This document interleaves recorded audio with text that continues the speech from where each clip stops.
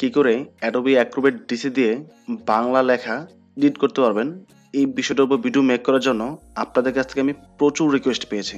So আজকে এই ভিডিওতে আমরা দেখব কি করে এই ফন্টগুলো আমরা এডিট করতে পারি। এখানে আমি 3 টাইপের ফন্ট নিয়েছি। তো এই ফন্টগুলো আমি আপনাদেরকে এডিট করে দেখাবো এবং শিখিয়ে দেবো কি করে Adobe Acrobat দিয়ে এটা প্রপারলি এডিট করা যায়। ওকে, পাশাপাশি আমি জানি এই ভিডিও দেখার পর অনেকে রিকোয়েস্ট করবে Adobe Acrobat সফটওয়্যারটি আপনাদের সাথে শেয়ার করার জন্য। সো তাদের জন্য বলছি, এই সফটওয়্যারটির উপর অলরেডি আমার চ্যানেলে ভিডিও দেওয়া আছে। আমার চ্যানেলে আসার পর এই সফটওয়্যার প্লেলিস্টে আপনারা চেক দিবেন, এখানে প্রচুর সফটওয়্যার ভিডিও দেওয়া আছে, এখান থেকে পেয়ে যাবেন। অথবা ভিডিওতে এসে এখান থেকে শর্ট করে নেবেন মোস্ট পপুলারে। সো এই যে আমাদের সফটওয়্যার ভিডিওটি দেওয়া আছে। তো এখানে আমি মূলত সফটওয়্যারটি সম্পর্কে বিস্তারিত সবকিছু আলোচনা করেছি, বাট বাংলাটা তখন দেখানো হয়নি। ওকে, তো সম্পূর্ণ বিষয়টা প্রপারলি বোঝার জন্য ভিডিওটি অবশ্যই না টেনে লাস্ট পর্যন্ত দেখতে হবে। আমার নাম রবিন, আপনারা দেখছেন আর রবিন।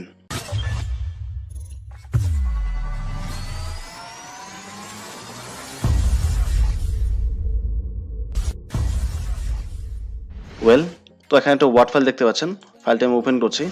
এখানে আমি 3 টাইপের ফাইল নিয়েছি। একটা হচ্ছে শুটুনি এমজে, মানে বিজয় 52 ইউজ করে। সেকেন্ডটা হচ্ছে নির্মলা ইউআই, এটা হচ্ছে আমরা অনলাইনে টাইপিং এর ক্ষেত্রে এটা ইউজ করা হয় এই ফন্টটা।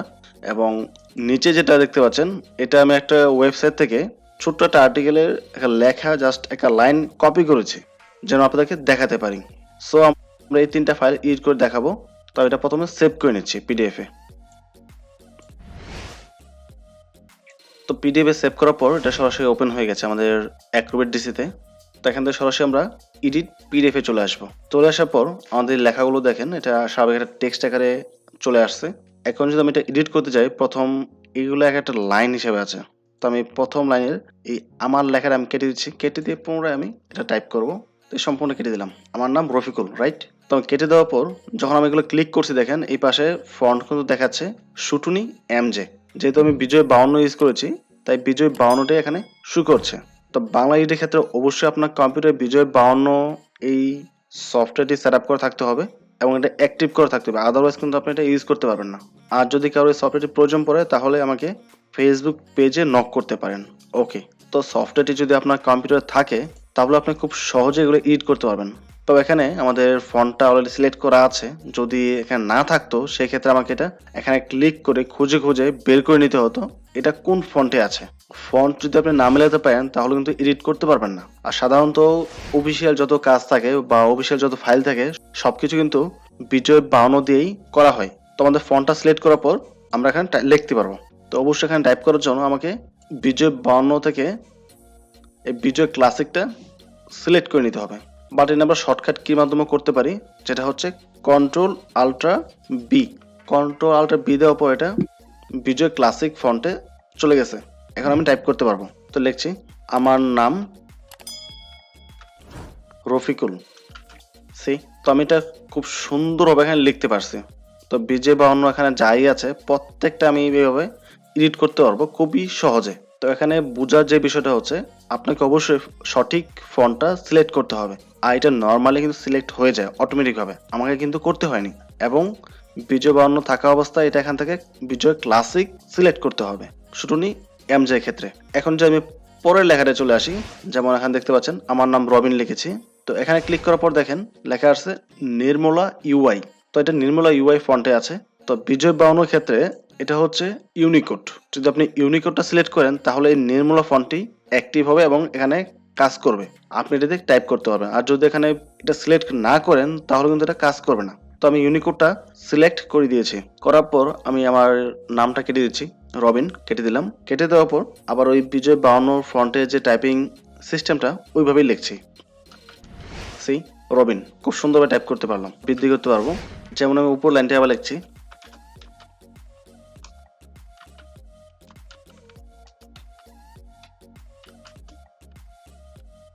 আমার বাংলা টাইপিং স্পিডটা ভালো না মোটেও, যার জন্য অনেক লেট হয়। ওকে, আমি আর টাইপ করছি না। তো এটা বুঝতে পারছেন, আমি চাইলে বাংলা ফন্টও এখানে টাইপ করতে পারবো। তার জন্য আমাদের সঠিক ফন্ট সিলেক্ট থাকতে হবে এবং ওই ফন্টের যে সফটওয়্যারটা, সেটা অবশ্যই আমাদের কম্পিউটারে থাকতে হবে। এখন আবার অনেকে বলতে পারেন আমি তো বিজয় 52 ইউজ করি না, অব্র ইউজ করি। ওকে, অব্র ক্ষেত্রে আমি আসলে প্রপারলি সলিউশন দিতে পারবো না, কারণ অব্রর যে সিস্টেমটা ওইটা ভিন্ন।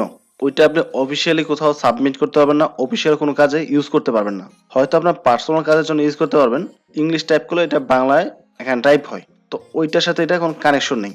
এবং আপনারা যারা আমার ভিডিও দেখছেন, আমি আপনাদের কাউকে সাজেস্ট করবো না অব্র ইউজ করার জন্য। আমি অব্র কখনোই ইউজ করি না।